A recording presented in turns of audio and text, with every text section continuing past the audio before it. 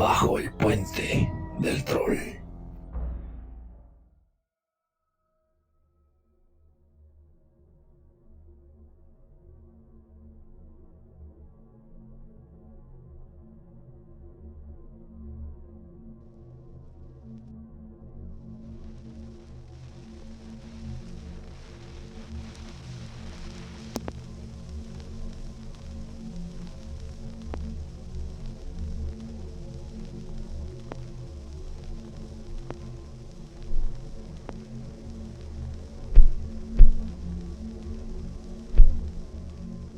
Al principio de nuestro episodio anterior de Bajo el Puente del Troll, hablamos de las herramientas de muerte y prometimos que nos íbamos a enfocar a la cuestión de la recolección de cabezas, una actividad a la que el guerrero samurái promedio estaba condenado.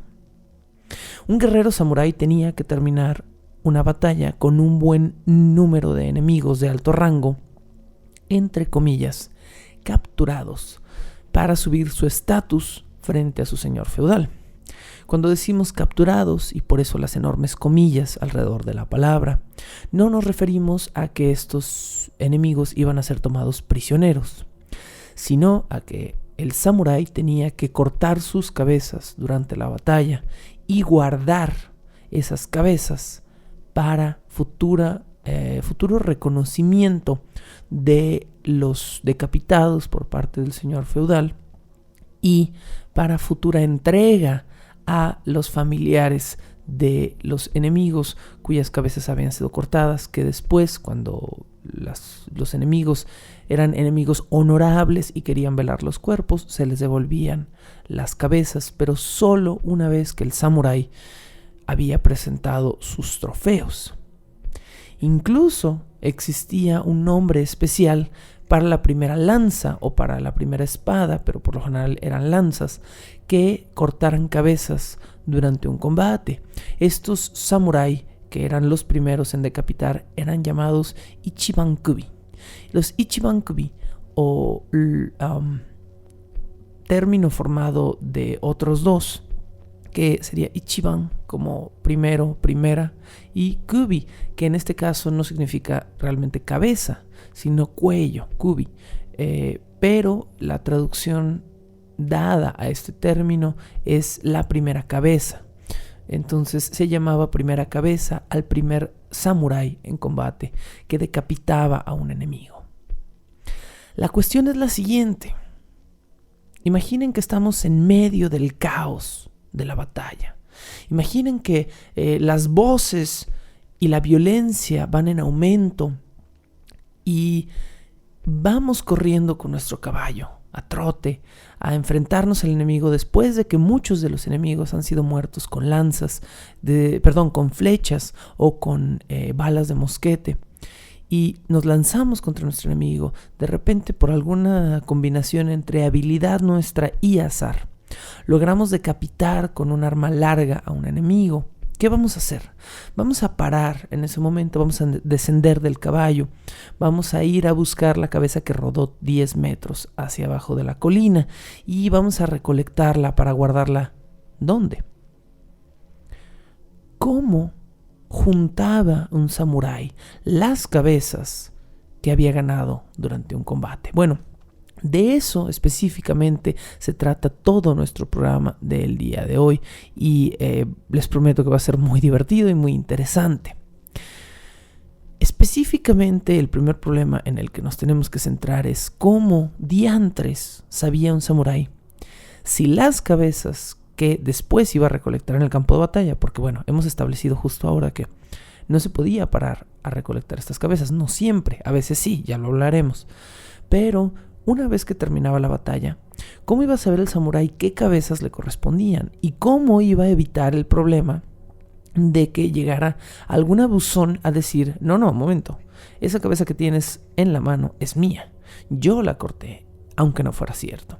Esto presentaba, por muy absurdo que suene, una verdadera problemática para el samurái del Japón de Edo y épocas anteriores y ligeramente posteriores. Entonces, ¿cómo iba a ser esto? Bueno, pues ha llegado precisamente el momento de explorarlo.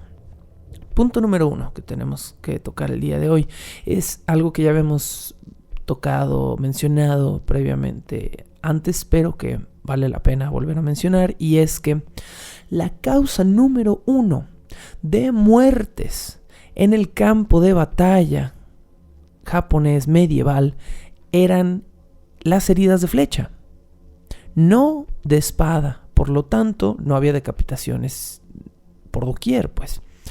En segundo lugar, se encontraban las heridas de bala, las heridas de mosquete. Esta estadística se invierte de manera dramática cuando el fusil empieza a usarse con más popularidad en las guerras en Japón. Por lo tanto, de ser la causa número 1, la flecha, la causa número 1 de muerte, se invierte a ser causa número 1 el fusil, el mosquete, y después las flechas. En tercer lugar estaban las heridas por arma larga, cualquier arma de bastón que tuviera una hoja en su punta. Y en cuarto lugar estaban las espadas, solo hasta el cuarto lugar. En quinto lugar, último que vamos a enumerar en este momento, estaban heridas de piedra. Lo habíamos dicho también en el episodio anterior, porque pues bueno, si era necesario bajarse de un caballo y no tenías un arma en la mano y podías reventar la cabeza del enemigo con una piedra, lo hacías, aunque tampoco era muy positivo si querías que reconocieran la cabeza de ese enemigo. Entonces, si la causa de muerte número 1 en diversas épocas eran armas a distancia, ¿cómo se aseguraba el samurái de que la cabeza del enemigo caído contara para su abono señorial? Bueno, para resolver este punto, primero hay que pensar que la batalla tenía un orden. Esto lo mencionamos en el episodio donde hablamos del campo de batalla, de cómo se conformaba este campo de batalla. Toda batalla tiene un orden, específicamente en las batallas japonesas, pero también las batallas medievales europeas pues tenían un orden. No eran nada más dos grupos de gente corriendo y gritando como locos. Había una organización, había una estrategia. Entonces, ¿cuál era el orden específico de la batalla japonesa? Bueno, en primer lugar, si había 2 samuráis de alto rango que quisieran batirse a duelo, esto se llevaba a cabo antes de que las huestes, de que los grupos grandes de combatientes se enfrentaran. No obstante, estos duelos eran increíblemente raros, casi nunca sucedían, y por lo tanto, bueno, era una fase casi aristocrática, o más bien burocrática, podemos decir, ¿no? Era como llegaban los dos ejércitos, aquí hay alguien de suficiente alto rango que quiera batirse en duelo mano a mano con otro samurái.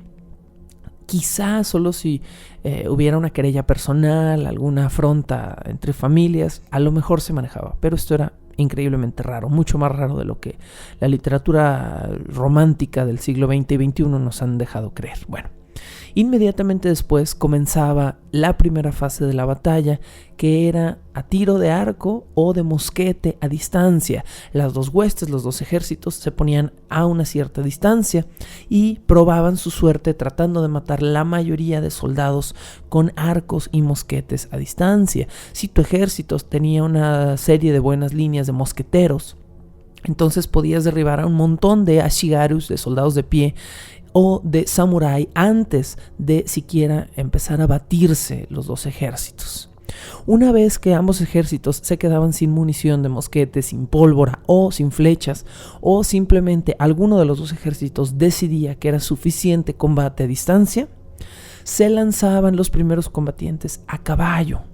Se lanzaban a caballo y con armas largas, con lanzas por lo general, con cualquier tipo de arma que fuera de poste, y corrían las dos huestes, los dos caballos, a confrontarse, a luchar ahora sí frente a frente.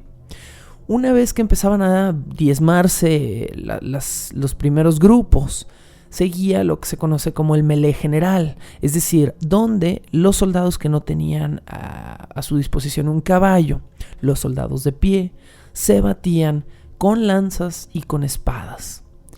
Y la última etapa del combate era que uno de los ejércitos con tambores o con cuernos o con cualquier cosa que pudiera hacer llegar información inmediatamente a todo el campo de batalla, marcaba, declaraba una victoria o una retirada.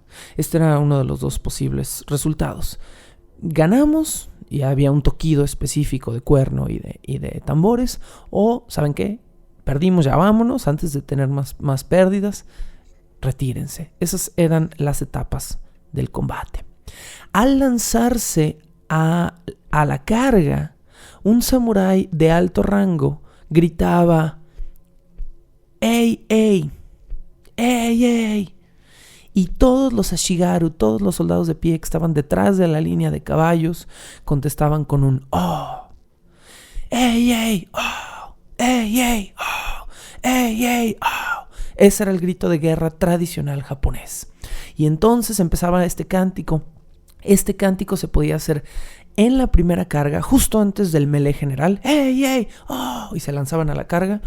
O se hacía después de que sonaban los tambores o los cuernos que habían marcado una victoria. Entonces los soldados ya más confiados de que habían ganado, repetían el mismo canto una vez más. ¡Ey, ey! ¡Oh! Si había un oficial de alto rango, él hacía el ¡ey, ey! Y los demás contestaban con el ¡oh! Entonces este era pues como ya, digamos que es el cántico final, termina la batalla. A continuación, enlistamos los métodos utilizados por los samurái para asegurarse de que una cabeza que hubieran cortado en todo este caos que mencionamos fuera suya. Así que, número 1, no estoy haciendo un top, pero número 1, están en un orden arbitrario totalmente, no hay un orden específico por el cual mencionar estos métodos, simplemente son todos. Bueno, número 1, cortar el labio superior y la nariz de la cabeza decapitada. Si en el melee general o en la etapa de caballo y lanzas un samurái decapitaba a alguien y tenía tiempo de marcar la cabeza, pero no de cargarla consigo, imagínense que decapitas a 8 samuráis enemigos importantes. ¿Cómo vas a cargar 8 cabezas contigo a pie? O incluso en el caballo. Ahorita vamos a hablar de lo que pasaba con el caballo. Pero imaginemos que vas a pie. Decapitas a alguien y ya traes 2 cabezas colgando en el cinturón. Ya no te cabe una tercera. ¿Qué haces?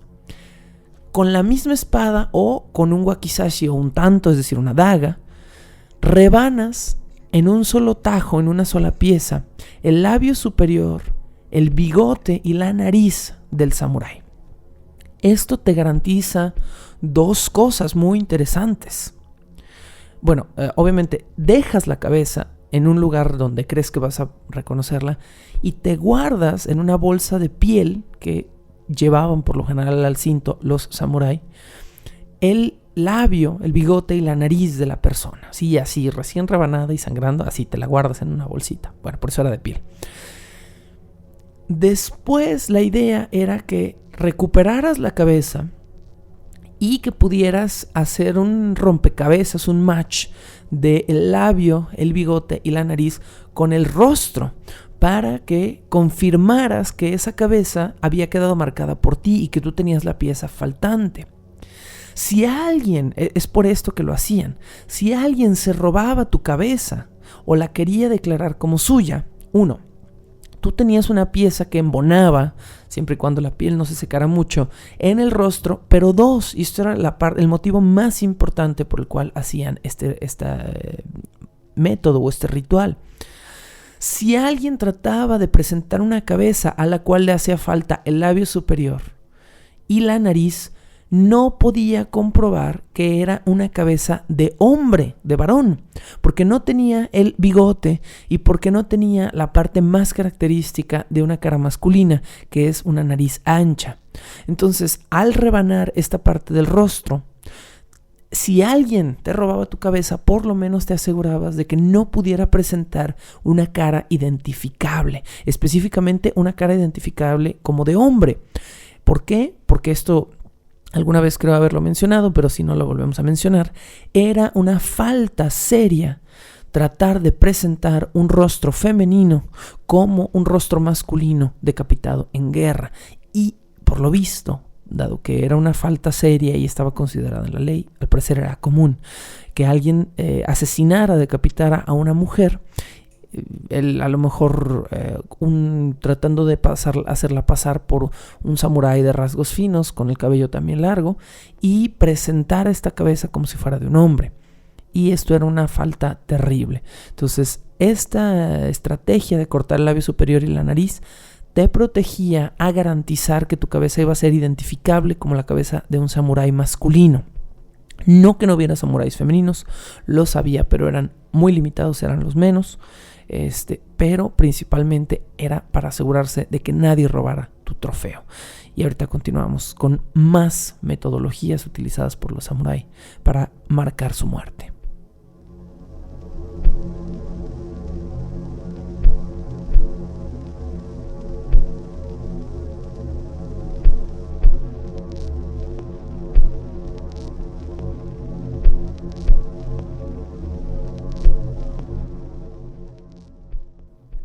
La segunda manera en la cual el samurái promedio marcaba a sus víctimas para ser convertidas en trofeos, es decir, las cabezas decapitadas de sus enemigos, era pues con un trapito.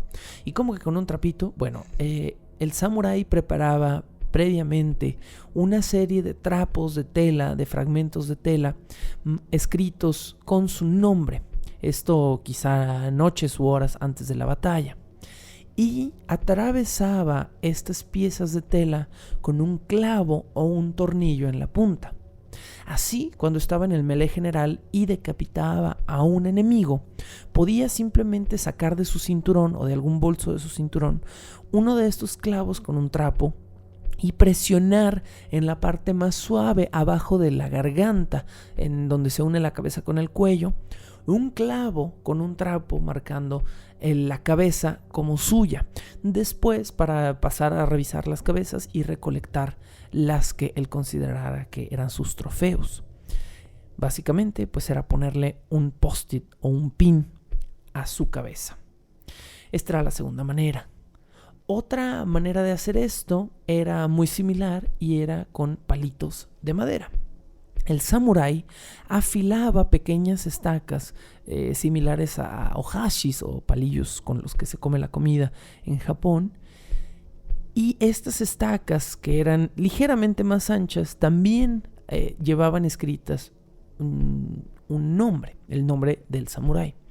Entonces, sin necesidad de tener algo estorboso como un trozo de tela, en este caso, el samurái clavaba la estaca en algún pedazo, en alguna porción de la cabeza para reconocerla, y dado que era pues un trozo afilado de madera, era muchísimo más fácil clavar en una cabeza que estar buscando un punto suave en el cuello o cerca del cuello donde clavar esta estaca. Entonces era una variante del trapito, pero ligeramente más rápida, ligeramente más ágil. Dado que ya dijimos que la causa de muerte número 1 en la mayoría de las épocas en las que los samuráis guerrearon era la flecha, aquí viene otro conflicto. ¿Cómo marcas una muerte con una flecha? Bueno, pues precisamente utilizas flechas marcadas. Al parecer los samurái o los sirvientes de los samurái eran personas muy hacendosas y muy dedicadas que días u horas antes de la batalla se ponían, iban a Office Max y se ponían a hacer su lista de útiles, compraban su pincelito, compraban su tinta y se ponían a hacer sus decoraciones para marcar sus trofeos. La cuarta metodología para marcar un trofeo de cabeza samurái eran flechas marcadas. ¿Cómo se marcaba la flecha? Bueno, no podías alterar o rayar mucho una flecha esperando que esa tinta permaneciera porque eran cosas de uso rudo. En ese caso lo que hacían era como tus hijos marcan los útiles en la escuela. Le pones una pegatina para que todo el mundo sepa que es tuyo el cuaderno. Es exactamente la misma metodología. Hacían tiras delgadas y largas de papel engomado con su nombre. Y estas tiras de papel engomado se pegaban al cuerpo de la flecha, por lo general en la parte posterior, pero no demasiado atrás para que alteraran el balance de la flecha al poner demasiado papel o demasiado pegamento, en un punto neutro, en un punto cómodo de la flecha y donde pues además fueran visibles. Entonces al encontrar una herida mortal que estuviera marcada con una flecha, sabían que el dueño de esa flecha era el dueño de la cabeza que después iba a decapitar. Ojo aquí. Muchas flechas, durante la lluvia de flechas de la etapa inicial de la batalla, muchas flechas podían llover sobre el mismo cuerpo. Solo se consideraban marcas fidedignas aquellas flechas que habían golpeado un cadáver en un lugar mortal. Cerca del corazón, en el cuello, debajo de la axila, cerca de una entrepierna, en cualquier lugar cercano a una arteria o a un órgano vital. Esas flechas eran las que se consideraban. Y me imagino que más de una ocasión debía haber habido disputas entre samuráis que decían, yo le pegué en el cuello, sí, pero mi flecha está en la ingle y entonces probablemente lo mató la mía. No, yo creo que lo mató la mía. Y bueno, debe haber habido querellas, pero por lo menos era una forma medianamente clara de marcar una muerte esta. La última forma de marcar una cabeza era un poco peculiar y abstracta. Y era un voto o una promesa. ¿Cómo? Bueno, cuando dos samuráis peleaban lado a lado o cercanos como aliados en el campo de batalla, un samurái podía jurar la muerte del otro y así también de su compañero. Entonces, cuando estabas peleando por pares, matabas a alguien importante y le decías a tu compañero, hey, maté a fulanito. En ese momento, si tenía un respiro, tu compañero de batalla se cortaba con la misma espada un trozo de tela, por lo general cercano a la manga, y se lo entregaba al samurái que había hecho la muerte. Este samurái guardaba el pedazo de tela entre sus posesiones personales. Después del combate, cuando se presentaban frente a un señor feudal con el cadáver, se presentaban ambos samuráis. El samurái que había matado decía, yo maté a fulanito de tal, cuyo cadáver traigo aquí, o cuya cabeza traigo aquí. Y el otro samurái que había prestado juramento decía, es verdad, yo presencié la muerte en combate y le di a fulanito, mi amigo, un trozo de mi prenda. Entonces, en ese momento, el samurái que había jurado presentaba la manga o el traje roto que había usado en batalla, y el samurái que había hecho la muerte presentaba el trozo de tela del juramento que se había guardado durante la batalla. Si los trozos de tela, el traje y el pedazo cortado coincidían, se consideraba un juramento fidedigno y se pensaba o se consideraba que la muerte jurada era real.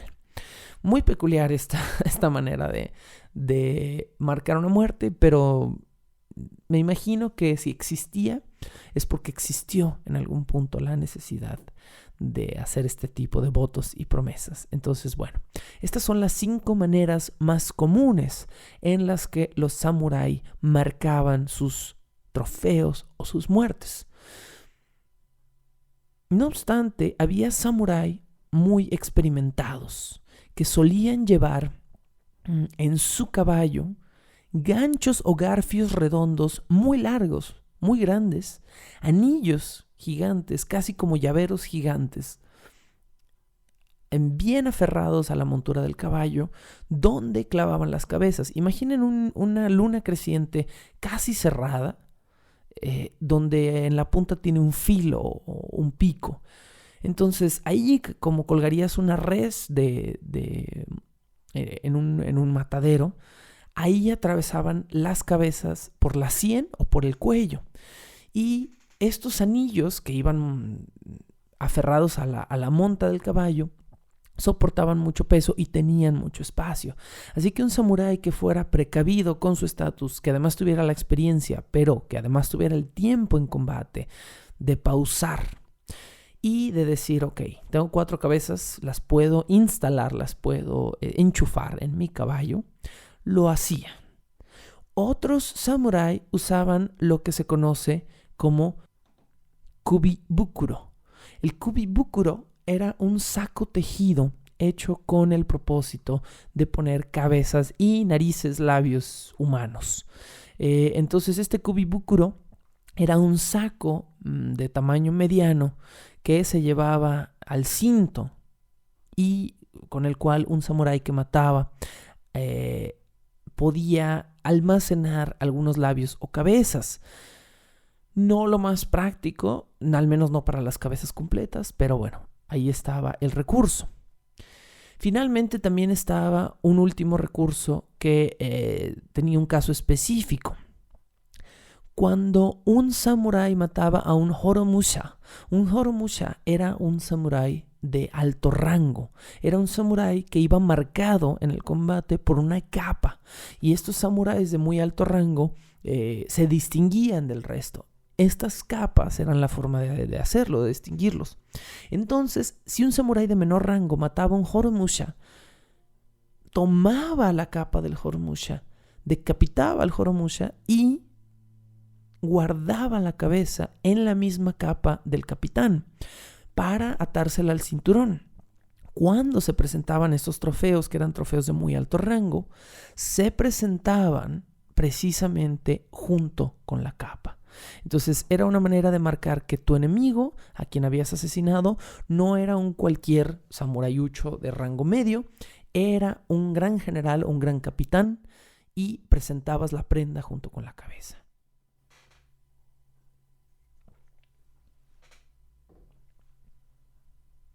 A todo esto, me imagino que están imaginando que el samurái bajaba de su caballo, sacaba su espada, chun, chun, chun, 2, 3 golpes, y de repente en el cuarto golpe, en un solo tajo, ¡buah!, le volaba de un corte la cabeza al otro soldado.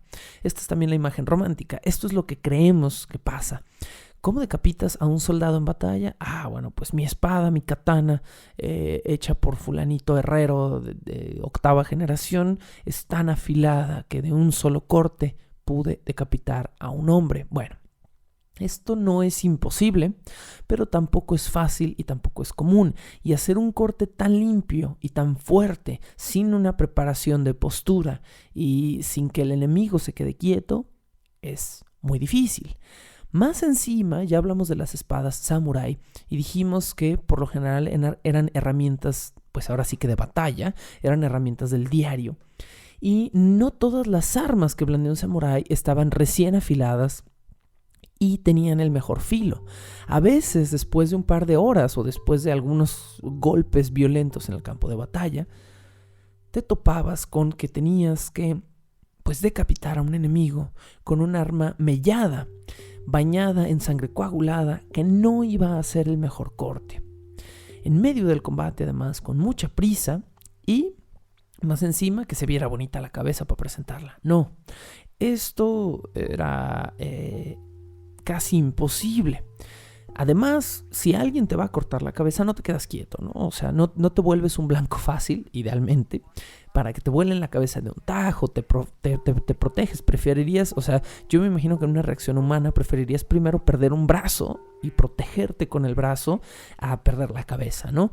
Entonces, ¿cómo era que decapitaban realmente estos samuráis a sus enemigos en el campo de batalla? Bueno, una opción era pedir a otro samurái o a un ashigaru que asistiera en la decapitación. Les había comentado en algún momento que era permitido atacar varios soldados a uno o varios samuráis a uno. Esto no se consideraba una falta de honor. Entonces, un samurái que estaba luchando con otro podía solicitar ayuda en el campo de batalla y pedir que sostuvieran al enemigo. En estos casos, si realmente había más de un soldado ayudando al samurái, lo que se hacía es que se colocaba al samurái contra el piso y el samurái que iba a decapitar se ponía detrás a espaldas del samurái que iba a morir pronto y lo decapitaba desde atrás, es decir, poniendo presión sobre el cuello y la espalda, quizá con un pie, y aserrando con una daga desde la tráquea hacia atrás. Pero ojo, incluso una persona que está siendo sostenida no quiere que le corten la cabeza y va a luchar y probablemente haga todo lo posible para que no le corten el cuello y trate de meter el mentón o la barbilla y esto afecte al trofeo. Entonces, la recomendación es que el samurái matara primero al otro samurái con un golpe mortal, con un toque de gracia. Si había otros samuráis ayudándole, bueno, esto se podía hacer entre varias personas que picaran, que desangraran el cuerpo.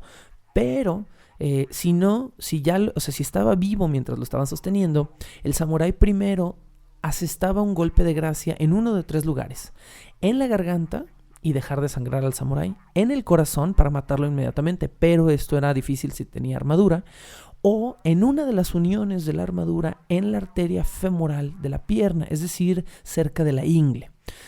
Se hacía con la punta de la espada un piquete o un corte profundo, se dejaba de sangrar al samurái en uno de estos lugares que pues quizá tomaba cuando mucho minutos, porque son lugares donde la sangre tiene un golpeteo muy violento, el cuello, la femoral, y inmediatamente después se hacía este proceso, se ponía el cadáver boca abajo, lo que dije, se presionaba con una pierna desde la espalda, se tomaba la cabeza y con la otra mano se aserraba desde la tráquea hacia atrás para poder jalar hacia ti la navaja cuando saliera la cabeza, cuando saliera del cuello. Esta era la metodología más realista de cómo un samurái decapitaba en batalla.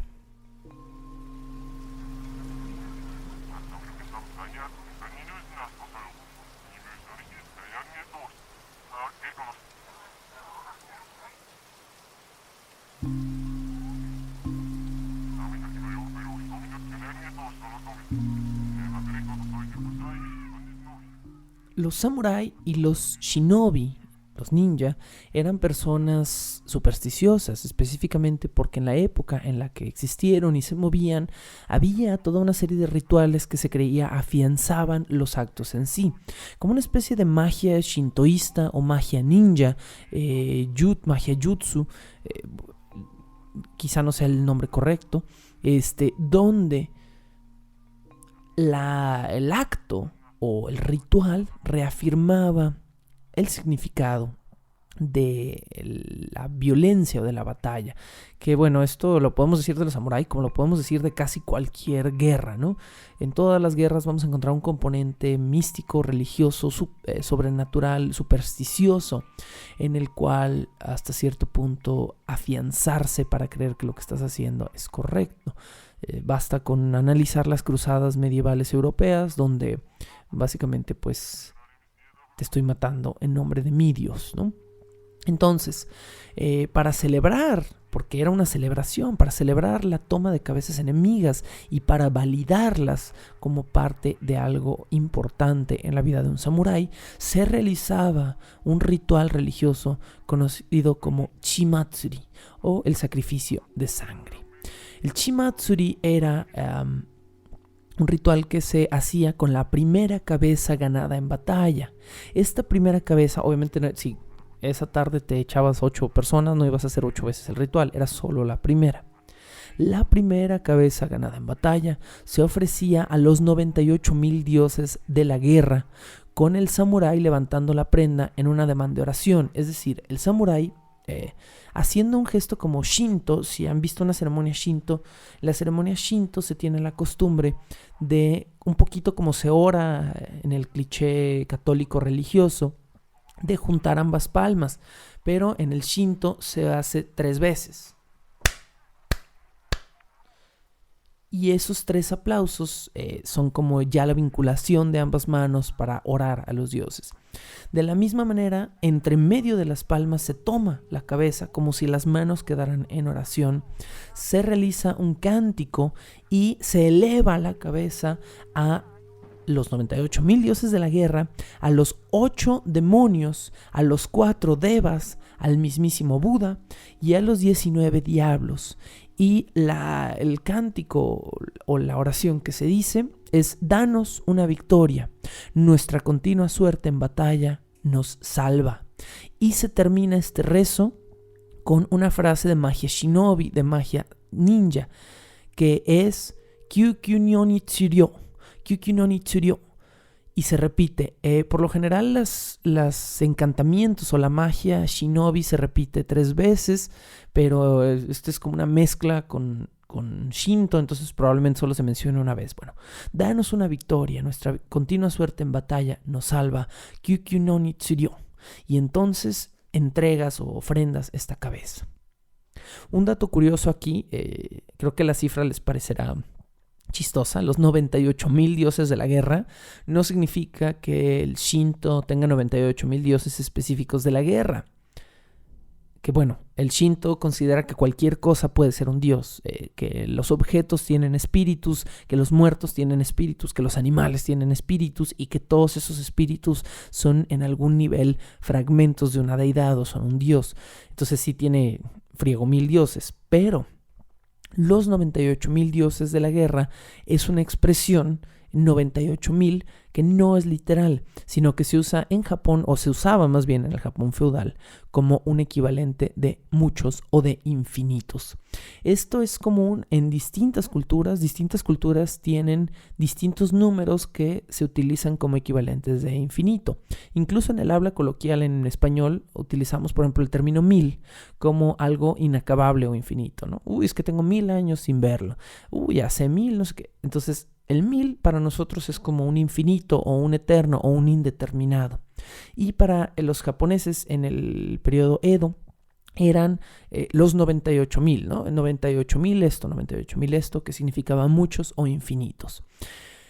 Más comúnmente y más específicamente, los ofrecimientos del Shimatsuri, del sacrificio de sangre, se realizaban a nombre de la diosa de la guerra Marishiten. Entonces, todos estos eran los ofrendados en ese momento. Hasta Buda salía ahí con un pedazo, ¿no? Los 98,000 dioses de la guerra, los 8 demonios, los 4 devas, Buda y los 9 diablos junto con la diosa Marishiten. Así la cosa.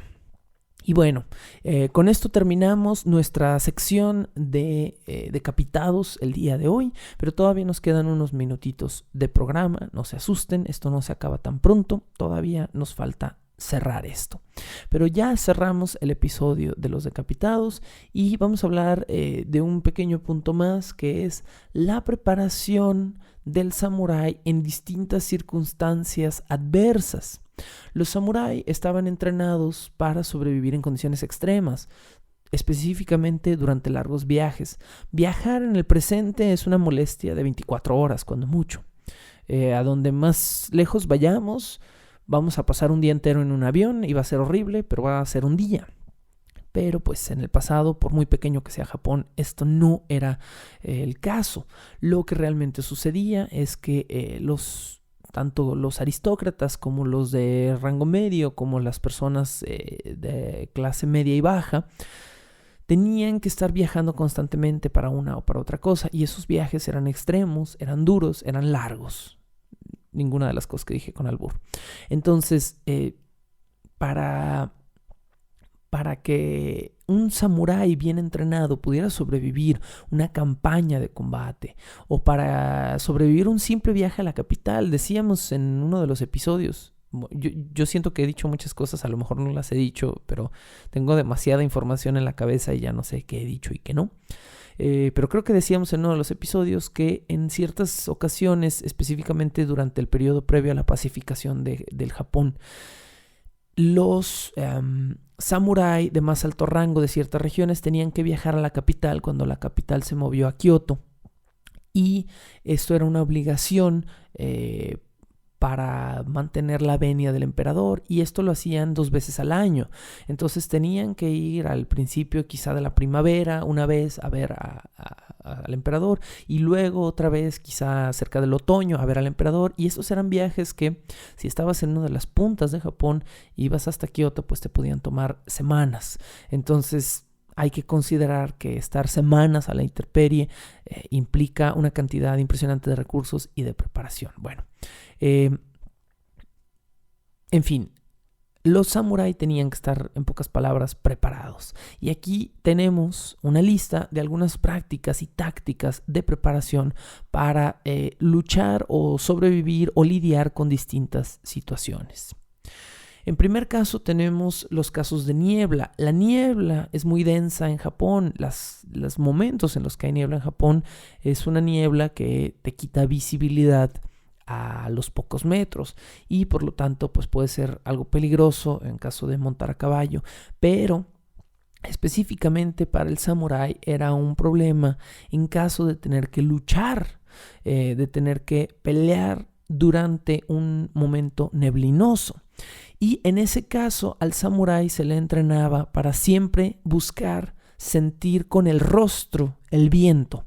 Y entonces si sentía una pequeña corriente, tratar de estar entrenado para siempre pelear con el rostro hacia el viento. Porque cuando hay viento y hay niebla, el ángulo del viento mueve la niebla y hace que tengas un poco más de visibilidad cuando estás en el ángulo de frente al viento. Entonces se les enseñaba a pelear con el viento de frente mientras hubiera niebla. Esto es un detalle a lo mejor nimio, muy muy pequeño, pero me imagino que si está en estos manuales de guerreros es porque en algún momento fue funcional o salvó vidas o era un problema tan recurrente y quizá para nosotros mexicanos tan ajeno que a duras penas lo podemos concebir, ¿no? Mismo caso era cuando un samurái tenía que combatir bajo la lluvia. Esta es otra cuestión que nos es muy ajena en México, pero a mí me tocó experimentarlo en alguno de mis viajes a Japón y es que en Japón puede estar seco, de repente caen unas gotas, de repente está lloviendo y esa lluvia va a durar 2 o 3 días, 2 o 3 días continuos con sus noches. Un viaje que quise hacer en mi primera visita a Japón pues no fraguó la cosa ahí porque 20 minutos antes de salir a este viaje empezó a llover y fue como bueno, vamos a esperar a que pase la lluvia. Y llovió toda la noche y a la mañana siguiente fue como bueno, alistémonos y ahora sí vamos a viajar y no paró en todo el día y entonces fueron 2 días continuos con sus 2 noches casi continuas de lluvia y esto es muy común en la época de lluvias en Japón. La lluvia ya es cosa tan cotidiana que puedes comprar paraguas en todos lados, en todo tipo de tiendas, incluso en las combinis, en las tiendas de conveniencia tipo Oxxo, te van a vender todo tipo de paraguas, son muy baratos, son muy accesibles, la mayoría son de muy mala calidad, los baratos sí se rompen porque el viento en Japón es brutal, pero la lluvia constante es un verdadero problema. Entonces, para un samurái que tuviera que pelear bajo la lluvia, una lluvia que probablemente no iba a pasar en horas o en días, la primera lección que le enseñaban era a tratar de poner el ángulo de la lluvia sobre su hombro, es decir, que la lluvia tuviera de lado. De esta manera, si el samurái iba armado con armadura, el kabuto, el casco, le iba a cubrir la lluvia como una especie de sombrero, de paraguas sombrero. Pero si no tenía una herramienta que le cubriera la lluvia directamente, el hecho de sentir la lluvia sobre el hombro implicaba que el ángulo de la lluvia no te iba a pegar de frente en la cara, que el agua no te iba a bloquear el rostro. Y esto, al tener de frente a un enemigo cuando tú estás del lado a la lluvia, automáticamente lo pone en un ángulo donde a él sí le pega de frente la lluvia. Entonces se les enseñaba a pelear con la lluvia sobre el hombro, sobre cualquiera de los hombros, para obligar a tener al enemigo de frente a la lluvia. Obviamente tienes que ser muy consciente durante el nerviosismo de una batalla a muerte de ponerte a pensar, verga, ¿desde qué ángulo está lloviendo, no? Entonces, bueno, la misma enseñanza se les daba con el sol e incluso con la luna llena. Otra cosa que hoy en día nos puede parecer súper ajeno, pues ¿cómo te va a molestar la luna cuando estás peleando de noche? A lo mejor hasta te hace un paro. Bueno, estamos acostumbrados a vivir en una ciudad que tiene luminiscencia artificial, donde la fuente de luz es múltiple y donde la oscuridad no es absoluta.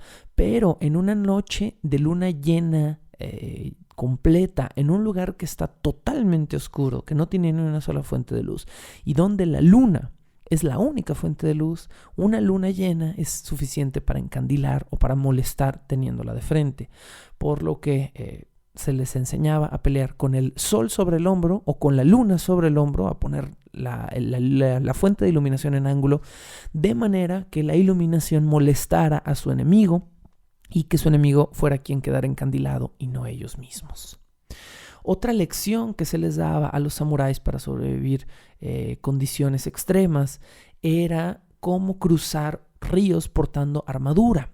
Y una de las invenciones más interesantes que tienen en este respecto eran los ukigutsu. Ukigutsu que durante mucho tiempo, cuando analizamos o la gente, los antropólogos analizaron dibujos de estas herramientas, se creyó que eran zapatos para caminar sobre el agua. No, esto es una mentira. Los ukigutsu parecieran como zapatos de nieve, pero no lo son. Y básicamente son un flotador, son un flotis para samuráis, eso es lo que son. El nombre incluso, hubo tanta confusión con este aparato y para qué servía, que el nombre se tradujo durante un tiempo de manera errada, como una especie de zapato para el agua.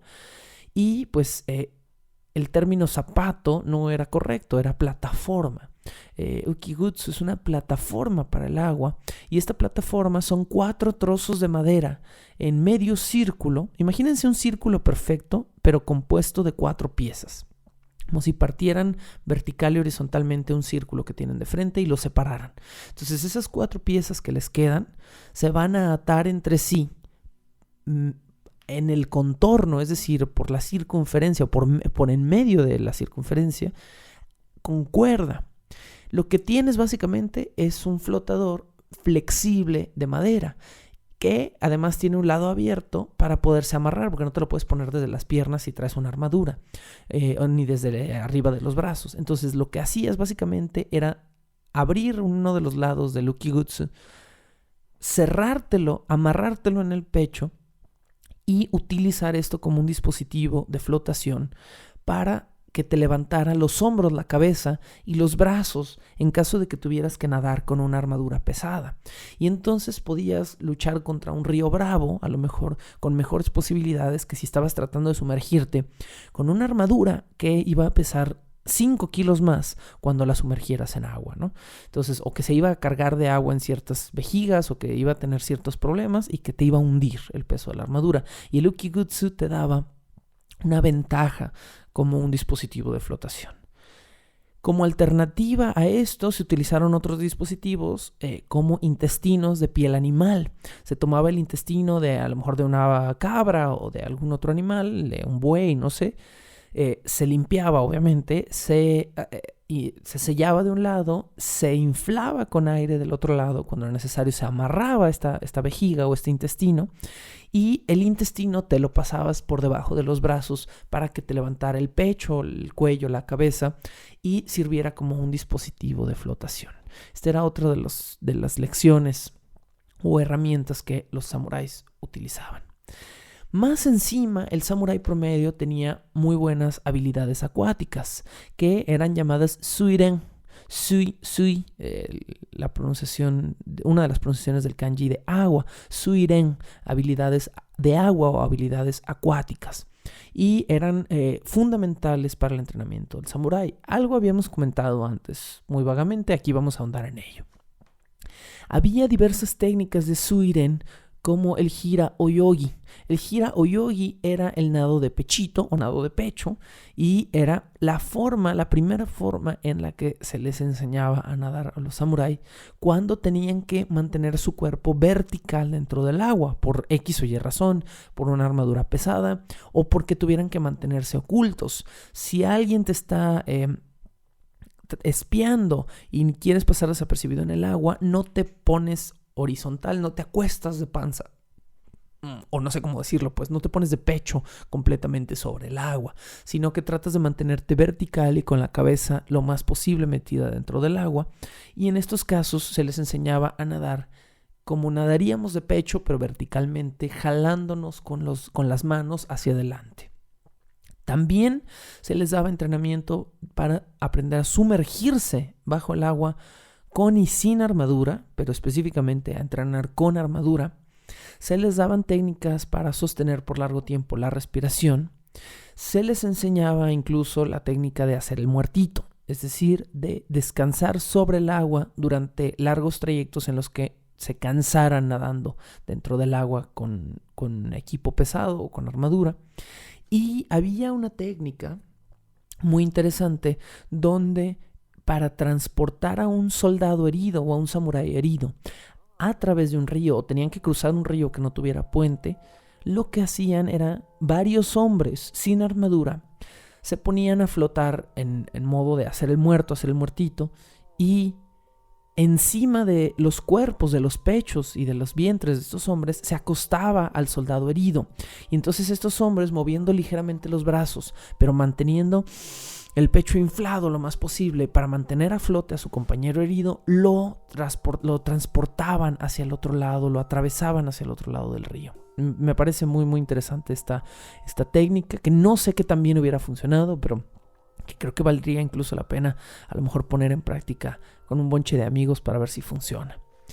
Y también, ya para casi terminar, vamos a hablar de una técnica conocida como la forma de la gaviota, que era básicamente quedarse quietos en el agua lo suficiente como para que el agua se calmara, y observando detenidamente el fondo del agua pudieran ver la profundidad del río y pudieran calcular si había algo dentro del río, alguna trampa, algún peligro, algún animal que causara algún riesgo serio al momento de cruzarlo. Entonces, básicamente la forma de la gaviota era observar el agua quedándose tan quietos que el agua se tranquilizara, el agua, el fondo, el limo, el lodo se asentara y ellos estuvieran, obviamente en un agua clara y no en un agua toda chapopoteada, pues tuvieran oportunidad de analizar el agua del río, su cauce, y ver sus vicisitudes o dificultades. Se les enseñaba incluso a estos samuráis a escribir dentro del agua. Yo me imagino con la función específicamente para los shinobi, para los ninja, de tener que mandar algún mensaje importante escrito ocultos desde un río, y solo para emergencias, pero también como parte de un entrenamiento, se les adoctrinaba tanto a samuráis como a shinobi a nadar con las manos y los pies atados, tratando de utilizar el aliento en su pecho y el mantener su cabeza a flote como estrategias de supervivencia. Y por supuesto, también se les daban lecciones de habilidades acuáticas, de cómo atravesar un río con mosquetes cargados. Hoy en día las armas de fuego muchas de las armas son impermeables, es decir, les puede entrar agua, pero la cámara de la bala es impermeable y pueden disparar después de haber estado en agua, aunque después se tengan que secar para no oxidarse estas piezas. Pero en aquel entonces, bueno, eran mosquetes de pólvora, que básicamente eran trozos de madera o de bambú o de algo, no de bambú, no creo que hayan hecho mosquetes de bambú, pero trozos de madera, que con hierro, con acero, que servía como cañón y que cargaban pólvora viva y pues no podían mojarse. Entonces se les enseñaba también a cruzar ríos con mosquetes cargados y a cruzar en compañía de sus caballos. Lecciones de supervivencia del arte samurái. Con esto cerramos este episodio el día de hoy, hablando de la marca de la muerte, de cómo un samurái marcaba a sus trofeos, víctimas en batalla, y de algunas de las habilidades del samurái. Estoy atento a sus comentarios. ¿Cómo se sienten con esta temporada? ¿Vamos bien? ¿Ya se alargó demasiado? ¿Queremos otra cosa? Les pregunto porque la verdad es que me queda cerca del 50% de la información, o del 40% quizá de la información.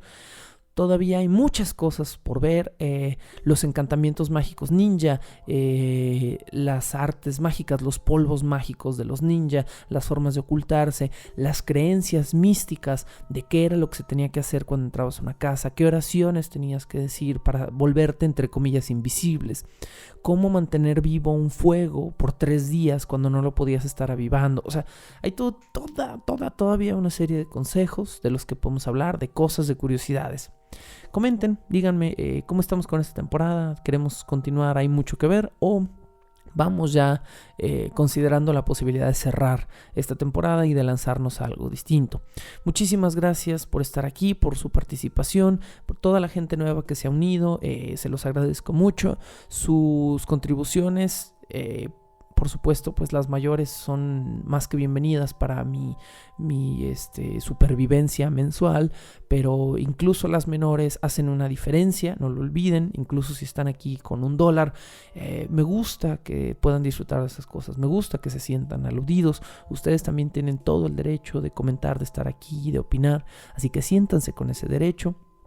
Y bueno, estén al tanto para lo que pueda venir en este momento. Para los que estén aquí en Guadalajara, el 23 de febrero, estamos en 2019, estamos precisamente a 8 de febrero de 2019 cuando estamos emitiendo este podcast. Y el sábado 23 de febrero, estaré dando un taller de narrativa fantástica en Foro Periplo junto con Arturo Tobar, que es un organizador de este tipo de eventos, y que consigue este foro para que hagamos un taller de 4 sesiones de 4 horas, donde básicamente nos vamos a abocar a escribir literatura fantástica. Entonces, para quien pueda estar interesado y escuche este podcast con tiempo, bueno, pues por favor hagan el favor de contactarme y yo los contactaré con Arturo Tobar para cualquier cosa que quieran tomar el curso. El taller tiene un costo de $1,200, me parece, y pues incluye estas 12 horas de contenido, de teoría, con su respectiva parte práctica, y café gratis durante las sesiones. Esa es la promesa de Foro Periplo en este asunto. Además de pues proveernos un espacio adecuado para poder tomar este taller. No necesitan conocimientos previos, no necesitan nada más que un cuaderno y una pluma y pues toda su curiosidad y disposición.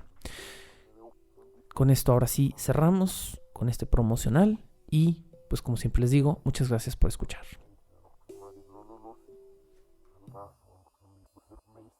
La locución, la producción y la música original de este programa son creadas por Sergio Vicencio. Ve a patreon.com/Sergio Vicencio y apoya este podcast para obtener horas de contenido adicional. Búscame como @recuadro_blanco en Twitter e Instagram o como Sergio Vicencio en YouTube para darme tu opinión sobre este podcast.